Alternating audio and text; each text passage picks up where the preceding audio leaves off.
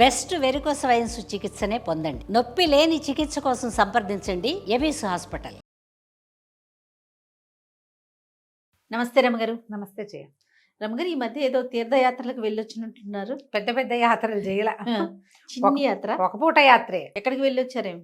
నేను పానగల్లు, నల్గొండ జిల్లా పానగల్లో 2-3 దేవాలయాలు. వెళ్ళే దారిలో, తిరిగి వచ్చే దారిలో చెరువుగట్టు 4వ దేవాలయం, 3 శివాలయాలు, ఒక విష్ణువాలయము చూసేసాను జయ. పొద్దున్నే బయలుదేరి మధ్యాహ్నం 2 గంటలకి ఇల్లు చేరిపోయాం. మా ఇంటికి చేరలేదు, మా అక్కయ్య ఇక్కడ ఉన్నారు, ఎల్బీ నగర్లో ఉంది. ఇక అక్కడ ఆగి భోజనం చేసి లంచ్ అయిపోయాక ఇంటికి వచ్చేసాం. ఎన్ని గంటలకు బయలుదేరారు అమ్మగారు? మార్నింగ్ 6 o'clock బయలుదేరాను జయ.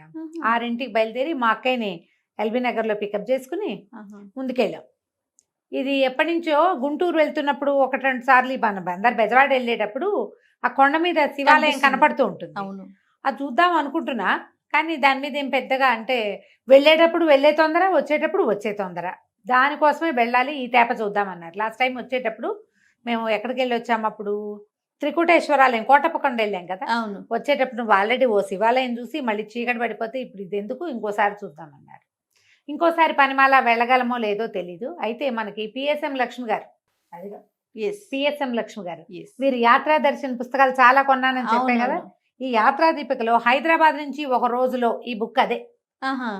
ఈ పుస్తకం ఎవరి దగ్గరైనా ఉంటే హైదరాబాద్ చుట్టుపక్కల ఉన్న అన్ని గుళ్ళు చూసేసేయచ్చు మనం. సూపర్. 100 కిలోమీటర్ల లోపు చాలా దేవాలయాలు చెప్పారు. యాక్చువల్గా ఇందులో నేను ఈ కొండ మీద చూసిన దేవాలయం లక్ష్మి గారి పుస్తకంలోనే చూశాను. చూసిన తర్వాత అప్పుడు నాకు ఇంకొకటి 2 దేవాలయాలు కూడా కనబడ్డాయి దాంతోపాటు, ఒకే లైన్లో అయిపోతాయి. ఓకే, ఇది థ్యాంక్స్ టు లక్ష్మి గారు, వీరికి థ్యాంక్స్ చెప్పాలి. చాలా చక్కగా ఎలా వెళ్ళాలి, దారి, అక్కడ ఏమేమి ఉన్నాయి, ఇంకా దగ్గరలో ఏం దేవాలయాలు ఉన్నాయి. కొంతమంది ఉంటారు, ఒక గుడికి వెళ్తే తిరిగి వచ్చేయకుండా చుట్టుపక్కల ఏం గుళ్ళు ఉన్నాయి, చిటివి పొట్టివి అన్నీ చూద్దాం అనుకుంటారు. వాళ్ళకు కూడా ఉపయోగపడతారు లక్ష్మి గారు చాలా బాగా. అయితే ఇప్పుడు వీరు రాసిన దాంట్లో ఛాయా సోమేశ్వర స్వామి దేవాలయం చాలా కాలంగా వింటున్నాము, అక్కడికి వెళ్ళాలనుకున్నాను నేను. ఇది పానగల్లులో ఉంది, నల్గొండ జిల్లా. మొట్టమొదట బయలుదేరింది ఛాయా సోమేశ్వర స్వామికి. ఈ ఛాయా సోమేశ్వర స్వామి ఈ పొద్దునే బయలుదేరేసాం కదా, తొందరగానే వెళ్ళిపోయాము. పురాతనమైన ఆలయం జయ, 1100-1200 సంవత్సరాల క్రితం నాటిది. చాలా పాడైపోయింది. అది యాక్చువల్గా 3 గర్భాలయాలు ఉన్న ఆలయం అది. 3 గర్భాలయాల్లోనూ 2 ఎవరు లేరు, ఒక దాంట్లోనే పరమేశ్వరుడు ఉన్నాడు. రెండోది సూర్య దేవాలయం అని చెప్తున్నారు, కానీ అక్కడ ప్రతిమా విశేషం లేదు. బయట కూడా 2-3 ఆలయాల్లాగా కనపడుతున్నాయి. ఒక చోట మాత్రమే శివలింగ ప్రతిష్ఠ ఉన్నది, మిగిలిన వాటిల్లో లేదు. ఈ మన ఇన్వేషన్స్లో ఏమంటారు, మన రకరకాల దాడుల వల్ల దేవాలయం ధ్వంసమైనప్పటికీ కూడా చాలా విశాలమైన ప్రాంగణం, ఖాళీగా ఉన్నట్టుంది. పెద్ద సరోవరం ఉంది బయట, కొలను చక్కగా, అది మాత్రం మెయింటెనెన్స్ బాగా చేస్తున్నారు. ఇది వీళ్ళు మన ఆర్కియాలజీ డిపార్ట్మెంట్ వాళ్ళు తీసుకున్నారు. ఓకే, జనాలు తాకిడి ఉన్నది, మేము వెళ్ళినప్పుడు బాగానే ఉన్నారు. అవునా? అక్కడ 1-2 ఫోటోషూట్లు కూడా జరుగుతున్నాయి. బాగా విశాలంగా ఉండటం, పచ్చగా ఉండటం, ఈ చెరువు గిరువు అన్ని మెట్లు ఉండటంతో ఫోటోషూట్లు కూడా ఉన్నాయి.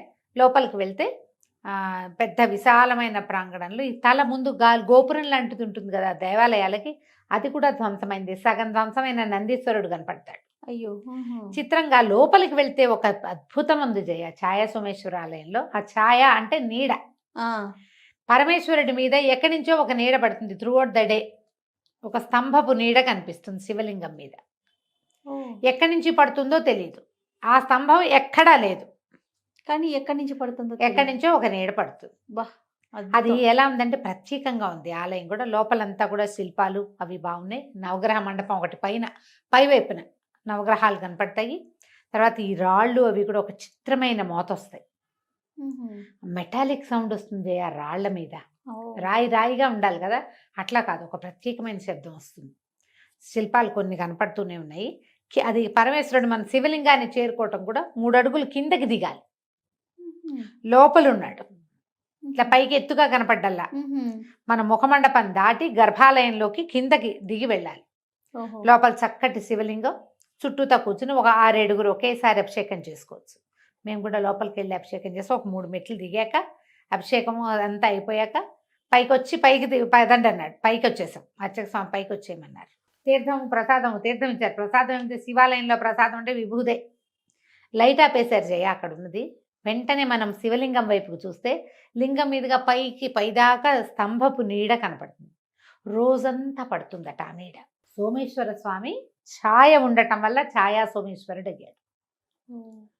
చాలా విశేషంగా ఉంది. ఏమనాలంటే దాన్ని ఆర్కిటెక్చరల్ థింగే అది. అంతే కదా, మన శిల్పులు శిల్పులు అద్భుతం. అట్లా ఎట్లా అడ్జస్ట్ చేశారో దాన్ని తెలియదు. ఎక్కడి నుంచి పడుతుందో తెలియట్లేదు అమ్మగారు. అది ఎక్కడుంది ఆ సభ ఇప్పుడు నీడబడాలంటే ఎక్కడి నుంచో ఎండబడాలి, ఒక దాని మీద పడి ఆ ఒకటి దీని మీద నీడబడాలి, ఆ ఒకటి కనపట్టల్లా. అద్భుతం, బాగుంది. ఒక లోపలికి వెళ్తే కిందకి దిగి వెళ్ళినప్పుడు ఒక ప్లెజెంట్ ఫీల్ కలిగింది నాకు.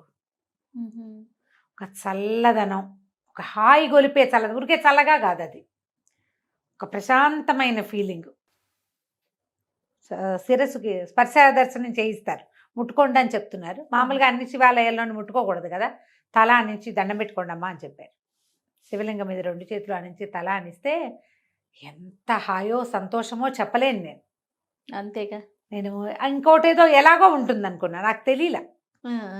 చదివాను కానీ చదివినా నేను ఊహించింది వేరు, ఇక్కడ ఉన్నది వేరు. ఆ 3 అడుగులు దిగి లోపలికి వెళ్తుంటేనే నాకు చాలా అద్భుతంగా అనిపించింది. ఇట్లా ఎదురుగుండా కనపడితే అలాంటి ఫీల్ వచ్చేదో రాలేదో మరి, వచ్చేది కాదో, దిగేసరికి అట్లా అనిపించింది. భలే బాగుంది. అక్కడి నుంచి లేచి బయటకు వచ్చాం, నమస్కారం చేసుకున్నాం, చుట్టూ అన్నీ చూసాం.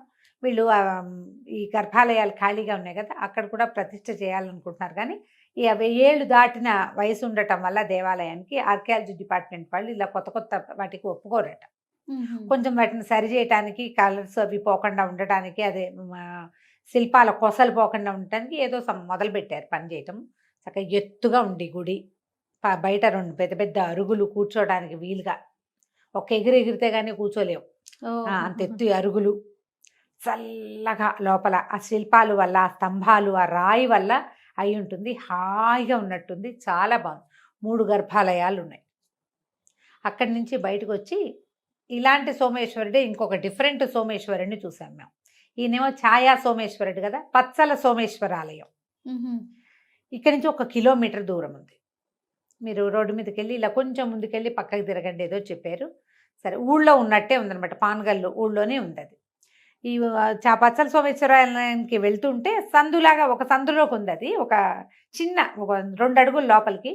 ఈ రోడ్డు మీదే ఒక పెద్ద వెంకటేశ్వర స్వామి దేవస్థానం ఉంది. దీనంత పురాతనమైంది కాదు కానీ చక్కగా ఉన్నాడు స్వామి, మహాందంగా ఉంది గుడి. మట్టసంగా ఉందన్నమాట, తీరుగా ఉందంటాను చూడు అట్లా. చక్కగా గుడి చుట్టూత ప్రాకారము, ఒక పక్కనేమో అర్చక స్వాములు ఉండడానికి ఆవాసాలకి ఏవో ఇవి కట్టారు. తర్వాత చుట్టూత చెట్లు, చింత చెట్లు, అవి ఏవో చెట్లు, అరటి చెట్లు, అరటి పువ్వులు, జామ చెట్లు కూడా కనపడ్డాయి. ప్రశాంతంగా పావురాలు అటు ఇటు తిరుగుతూ కూల్గా ఉంది. ఇక్కడ కనుక వెళ్తే ఆ వెంకటేశ్వర స్వామి దర్శనం తప్పకుండా చేసుకోండి. చక్కగా చిరునవ్వు, మందస్మిత వదనారవిందంతో ఉన్నాడు అయ్యవారు, మహాముచ్చటగా ఉన్నాడు. ఇంకో ముఖ్యమైన విషయం ఏం మర్చిపోయింటే, ఛాయా సోమేశ్వరాలయంలో అమ్మవారు లేదు, అయ్యవారు ఒకడే ఉన్నాడు. అక్కడి నుంచి వెంకటేశ్వర స్వామి గుళ్ళోకి వెళ్ళి బయటకు వచ్చాము మేము. ఆ ఎదురుకుండా ఒక సందు, ఒక 3 ఇళ్ళు 4 ఇళ్ళు దాటితే మనకి పచ్చల సోమేశ్వరాలయం వస్తుంది. ఇంకా గుడి ఉంది జయ, బాబా ఒక పురాతనమైన దాంట్లోకి ప్రవేశిస్తున్నట్టే, విశాలమైన ప్రాంగణం, ఎంత బాగున్నాయో శిల్పాలు, భలే బాగుంది. చుట్టూత పెద్ద పెద్ద చెట్లు, చుట్టూత ప్రదక్షిణం చేయొచ్చు. అందులో వెనకాల భాగంలో చాలా విధ్వంసానికి గురైనట్టు కనపడుతూనే ఉంది. బేలూరు దేవాలయానికి వెళ్ళినప్పుడు నేను అప్పుడు చెప్పే కదా, ఈ కింద శిల్పాలు ఏనుగులు, లైన్గా ఏనుగులు నడుస్తున్నట్టు, ఏనుగులు తర్వాత ఏమో సైనికులు నడుస్తున్నట్టు అట్లా కనపడతాయి. అదే రకమైన శిల్పాలు ఇక్కడ కూడా ఉన్నాయి. ఆ వెనకాల ఉన్న ఈ దేవాలయానికి వెనక భాగంలో ఉన్న శిల్పాలన్నీ కూడా సేమ్ అక్కడ ఎలా ఉన్నాయో బేలూరులో అలాంటి స్ట్రక్చర్ ఇక్కడ కూడా కనపడుతుంది. బాగా విశాలంగా ఉంది ప్రాంగణం, పెద్దది. లోపలికి వెళ్తే బోలెడన్ని స్తంభాలతో కలిపినటువంటి ముఖమండపం. లోపలికి ఎంటర్ అవ్వగానే లెఫ్ట్లో అమ్మవారి చిన్న దర్శనం కనపడుతుంది, అమ్మవారు కనపడుతున్నారు. అటు నుంచి కొంచెం ముందుకెళ్తే కాస్త 4 అడుగులు ముందుకేస్తే ఈ పచ్చల సోమేశ్వరుడు పెద్ద శివలింగం. ఇక్కడే మెట్లు దిగి వెళ్ళటము అవి లేవు, పైకే ఉన్నాడు స్వామి. ఎందుకు ఈ పచ్చల సోమేశ్వరాలయం పేరు వచ్చిందని అడిగితే, పూర్వం అట పచ్చలతోటి ఆభరణాలు వేశారట. అని చెప్తారండి. తర్వాత ఆభరణాలు పోయినాయి. కానీ ఈ శివలింగం పెద్ద లింగమే, స్వామసూత్రం ఉంది ఆయన మీద. ఈ శివలింగం అట పౌర్ణమి రోజుల్లో ఆకుపచ్చగా కనపడుతుందట. మేమేమనుకున్నామంటే మరకత లింగం అయ్యి ఉండొచ్చు, మామూలు రోజుల్లో కనపడదు. పౌర్ణమి రోజుల్లో అభిషేకాల్లో ఈ లింగం ఈ రోజు కనపడుతున్న రంగు ఆ రోజు ఉండదు, గ్రీనిష్గా కనిపిస్తుంది. అబ్బా, చాళుక్యులు, చోళులు ఆ కాలం నాటితేనమ్మా, 1100-1200 సంవత్సరాల నాటివి. ఒకసారి కట్టిన దేవాలయాలే ఇది. ఛాయా సోమేశ్వరాలయం కూడా. అయితే అయ్యవారి లోపల చక్క ప్రశాంతంగా ఉంది, మండపం అంతా చక్కగా ఉంది. ఇక్కడ కూడా నవగ్రహాలు అవి కనపడుతున్నాయి. బయట శిల్పాలు అయితే ఎక్సలెంట్గా ఉన్నాయి, కొన్ని ముఖా చక్కగా ఉన్నవి కూడా కొన్ని కనపడుతుంది. అదేలేండి. అయితే ఇక్కడ ఇంకొక విశేషం ఏముందంటే, అమ్మవారు విగ్రహం చాలా ప్రత్యేకమైంది జయ. ఆవిడ ఎలా కనబడుతుంది? లలితా పరమేశ్వరి శివకామేశ్వరాంకస్థ అలా కనపడుతుంది. కామేశ్వరుడి ఒళ్ళో కూర్చున్నట్టుగా ఉంటుంది, పరమేశ్వరుడు ఇట్లా పడుకుని ఆయన మీద కూర్చున్నట్టుంది అమ్మవారు. చిన్న ప్రతిమే. మేము ఆవిడ ఆయన అడిగాడు అర్చక స్వామి, మీరేమైనా గుర్తుపట్టారా, తెలిసిందా మీకు అని అడిగితే, అమ్మ చక్కగా ముఖం చక్కగా ఉంది, వెనకాల ఒక ఏదో పెట్టారు, మకర తోరణం లాంటి రాతిది. ఆ రాయి కొత్తగా ఉందండి, అమ్మవారు మాత్రం పురాతన విగ్రహంగానే కనపడుతున్నారంటే, కాదు మీకు ఇంకొక విషయం చూపిస్తానని ఆమె ఇట్లా కూర్చుని ఉంది కదా చతుర్భుజిగా, ఈ పాదాల దగ్గర చీర తొలగించి చూపిస్తే ఆవిడ ఇట్లా శివుడు మీద కూర్చుని ఉంది జయ. ఇంతే విగ్రహం, చాలా పెద్దది కాదు. మనకి లలితాదేవి ఫోటోలలో ప్రత్యేకంగా కొన్ని చిత్రాలలో కనిపిస్తుంది, పడుకునున్న పరమేశ్వరుడి ఒళ్ళో పార్వతీదేవి ఈవిడ లలితాదేవి కూర్చున్నట్టు. సరిగ్గా లలితా సహస్రనామాల్లో చెప్పింది కనిపించింది. అబ్బా, చాలా విశేషంగా ఉంది, చాలా పవర్ఫుల్ అమ్మ అమ్మవారు అని చెప్పారు. సరే ఇది ఆలయ దర్శనం చేసుకుని బయట చల్లగా అన్ని చెట్లు, బాగా హాయిగా కాసేపు కూర్చుని అక్కడి నుంచి బయలుదేరి బయటకు వచ్చేసాం. పానగల్లులో ఈ 3 దేవాలయాలు, ఒక వెంకటేశ్వర స్వామి గుడి, ఛాయా సోమేశ్వరుడు, పచ్చల సోమేశ్వరాలయము 2 చూసాం. 2 కలిపి అవి 2, ఇది ఒకటి 3. ఇది తిరిగి వచ్చేటప్పుడు చెరువుగట్టు జడల రామలింగేశ్వర స్వామిని కూడా చూసేద్దాం అనుకున్నాం. దర్శనం అందుతుందా, లేట్ అవుతామా, అదా ఇదా అని అనిపించింది. కానీ అంత లేటుగా ఏమీ తోచలేదు, 10 దాటింది అంతే. వెళ్ళిపోతామని. ఇది కొండ మీద ఉంది, ఇది జడల రామలింగేశ్వరుడు. నడిచి కూడా కొండ ఎక్కచ్చట. ఓహో, కింద పార్వతీదేవి గుడి ఉందన్నారు, మేము చూడలేదు. అయితే ఈ జడల రామలింగేశ్వర స్వామి దేవాలయంలో జనం బాగా ఉన్నారు. కొంచెం కాస్త ప్రైవసీ డిస్టర్బెన్స్ ధారాళంగానే జరుగుతుంది. అందరు జనాలు చూడంగానే గుర్తుపడతారు. మనం ఏదైనా చదువుకుంటున్నామని, ఏదో దండం పెట్టుకుంటున్నారని అనుకోరు జయ. చాలా మంది కనిపించాం కాబట్టి మాట్లాడించి ఫోటో తీసుకోవాలనుకుంటారు. నా భక్తికి ఏమీ అవకాశం ఉండటం లేదు. నేను అనుకుంటున్నాను, నాకే ఇలా ఉంటే ఇంకా పెద్ద పెద్ద వాళ్ళంతా ఏమైపోతున్నారో సీనియర్లు అనిపించింది అనమాట నాకు. ఎక్కడ దేవాలయం ఏమి చూడనివ్వరు కదా. కానీ చాలా బాగుంది. అది కూడా గుహాలయం లాగా ఉంది. కొండ మీదకి వెళ్తే మనం పైకి వెళ్ళాక బాగా పైనుంచి ఇట్లా లోపలికి వెళ్ళి మళ్ళీ కిందకి దిగి వచ్చేసేయచ్చు మనం. అది శివాలయం, పరమేశ్వరుడు శివలింగము గుహ లోపల అంతర్భాగంలో ఉంది. మనం యాదగిరి గుట్టలో నీకు గుర్తుందా, ఇది వరకు మనం గుహలోకి వెళ్తున్నట్టు, ఇక్కడ కూడా అలాగే ఉంది.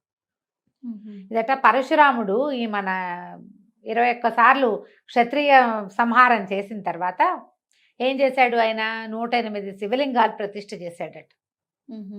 ఆ శివలింగాల్లో ఒకటి ఈ జడల రామలింగేశ్వరుడు, పరశురామ ప్రతిష్ఠ. దానివల్ల చాలా పవర్ఫుల్ అని చెప్తారు. శివలింగానికి వెనకాల జటలుగా ఉంటుందట. అభిషేకం చేసినప్పుడు కనపడుతుంది వెనక భాగం. ఇప్పుడు ముందు ముఖం నున్నగా కనిపిస్తుంది, నేత్రాలు ఇట్లా పెట్టుంచారు, వెనకాల నునుపుగా లేదు, బరకగా ఉండి జుట్టు ఉన్నట్టుగా జటలు ఉన్నట్టుగా కనిపిస్తుంది. అభిషేకం చేసి హారతి ఇచ్చేటప్పుడు కనపడుతుంది. చాలా పవర్ఫుల్ అని. పరశురాముడు ఇక్కడ తపస్సు చేసేట ఎప్పటికీ శివుడు ప్రత్యక్షం కాలేదని ఆయన ధనస్సుతోటి కొట్టబోయేట లింగం మీద. అప్పుడు పరమేశ్వరుడు ప్రత్యక్షమయ్యాడు. ఇక్కడ పరమేశ్వరుడు ప్రత్యక్షం అవడం వల్లే ఈ క్షేత్రానికి పవర్ వచ్చిందని, ఇక్కడ ఏదైనా మొక్కుకుంటే మన పనులు అవుతాయని చెప్తారు. బయటకు వస్తే కింద రేణుకా ఎల్లమ్మ దేవస్థానం ఒకటి ఉంది, కాలభైరవుడు ఉన్నాడు, ఆంజనేయ స్వామి సన్నిధి ఒకటి ఉంది. కాలభైరవ సన్నిధి కూడా మంచి కళగా ఉంది, చాలా బాగుంది. పైన నుంచుంటే మొత్తం చుట్టుపక్కల మొత్తం ఊళ్ళన్నీ కనిపిస్తుంది, కొండపల్లి బొమ్మల్లాగా. ఎంత చక్కగా ఉందో. కొండ చాలా ఎత్తుగానే ఉంది. అది మనం కింద నుంచి చూసేటప్పుడు కూడా మనకి ఇట్లా ఎత్తుగా కనపడుతుంది రోడ్డు మీద వెళ్తూ. సరే, ఈ 3వ దర్శనం కూడా చేసుకుని మెల్లిగా తిరిగి వచ్చేసాం. మేము మధ్యాహ్నం 2:02 కల్లా అదే ఎల్బీ నగర్ చేరిపోయాం. ఎల్బీ నగర్ చేరిపోయాం. చాలా ఎక్కడ చక్కటి ఏమనలేదు. దర్శనాలు కదా. చక్కటి దర్శనాలు ఒక పూటలో అయిపోయినాయి కదా. అవును, అవును. ఇప్పుడు ఆ ఒక రోజే ఇప్పుడు ఒకే రోజున 5, 6 చూసేసే బదులు ఆ దారిలోనే 2, 3 చూసుకుని అవును, ప్రశాంతంగా మధ్యాహ్నానికి ఇంటికి వచ్చేసాం అనుకో, లేదా సాయంత్రానికి వచ్చేలాగా కూడా వెళ్ళొచ్చు. పుస్తకం ఫాలో అవ్వండి. ఇది వీరి కోసం కనుక ట్రై చేస్తే ఖచ్చితంగా దొరుకుతుంది మనకి. తప్పకుండా. ఇది కనుక ఉందనుకో, నేను ఈ వీరిని ఫాలో అయ్యే నేను కొడకంచి అవన్నీ చూసి వచ్చాను. అవును, అవి కూడా చెప్పాం కదా. అవునండి. తప్పకుండా ట్రై చేయండి. హైదరాబాద్ నుంచి ఎక్కువ దూరం కాదు, ఒక 60-70 కిలోమీటర్ల లోపలే. మనం ఈ 3 క్షేత్రాలు ఒకే రోజు చూసేసేయచ్చు. ఇక్కడ శివరాత్రికి అప్పుడు బాగా రష్ ప్రత్యేకమైన పూజలు అవి చేస్తారు. మేము ఆదివారం వెళ్ళాం కాబట్టి కొంచెం రష్ ఉంది. సండే మార్నింగ్ వెళ్ళాము. అంత రష్ లేని రోజుల్లో వీక్ డేస్లో కనుక వెళ్తే ఆ మాత్రం రష్ కూడా ఉండదు. ప్రశాంతంగా దర్శనం చేసుకుని దండం పెట్టుకుని వచ్చేయచ్చు. తప్పకుండా రమ్య గారు. నమస్తే. నమస్తే చేయండి.